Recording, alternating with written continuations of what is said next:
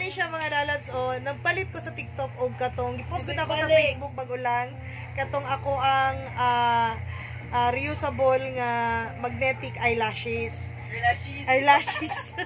Eyelashes. Gipalit na ako to siya mga lalabs kay aside sa ako ang personal use is tama ba ko? Personal use, personal needs, what?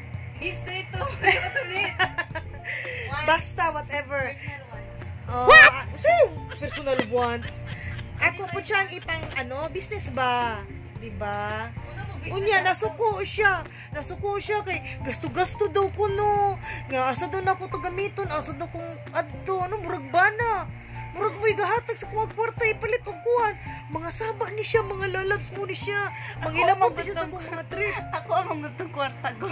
Paano to siya na iyang kwarta nga halin ako tos kong baligyag makin. Og akong bukod Diyos. Bakit hindi na ko kabuot. Og mamalit ko bago, mama, ngano ni baga nimong kilay? Unsa mong gibutang? Ay nagpalit ko sa TikTok nak ana. Uy, ngano butang-butang magana, baga kikilay, murag katong mga mama dito mag-ati, biting baga kikilay, kataon na kignaw mga tiguang. Imagine. Ikaw mo gani una mga. Asa naman kumulugar ani mga lalab diri sa earth? Kupungon ani mo anak. Ang ani kay lagtanon ni mong anak. Mama, ano man tema ang reasonable yung pagpalit nato? Ikaw ba Okay. Suportahin ako. Kasi di ba ikaw ang gasulti sa kuha nga dapat anak, i-manage dapat ni mong kwarta. Dapat unahon do mga kailangan. Nasunod na ang mga gusto lang, mga wants lang. Di ba i-prioritize yung mga needs.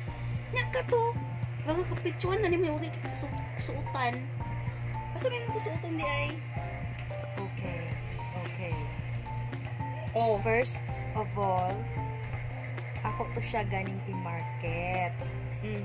Hagbay pa ko sige request sa TikTok og sample para ato.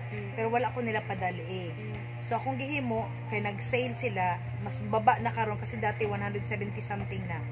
Ibaba sila 104. Ni-grab dayon ko mga lalabs kay i-market gani. So syempre, paano nimo ma-market ang usa ka produkto?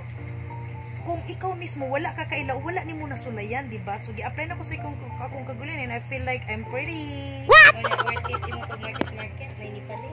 Syempre wala pa kay ganina pa na ko gi-upload, my dog. Mo ganina magpalit lang ka or mo gasto lang ka. Kung kana siguro. Uy, nadaot akong kilay. Ang akong kilay, nadaot. Grabe kay kapag lipag mga inahan sa classroom na mga grabe kay mga utro na pud ka. Alangan na, kung sa puto ko mga kumari dito sa mga classroom. Uy, my God. Naramag ng kilay din na abot. Itong uban dito na pay blue, na green. Uy! Diba? Sige, kaya pagkita na yung bagong cute. Nice kayo. Uy, palit na mo mga lalabs na nasa kong TikTok si Tita Laquachera 4021. Please. Ay, so game yung TikTok. Dili, naman ditugod ako ang market. Kita na sa mga classmate. Dito ako market. Ay, mga classmate ni Yayang. At doon yung TikTok mga palangga. Tapos mga baby face powder para sa mukhang baby. Gusto niyo mag baby look? Na ako dito mga to the point nga wala nakagpitos.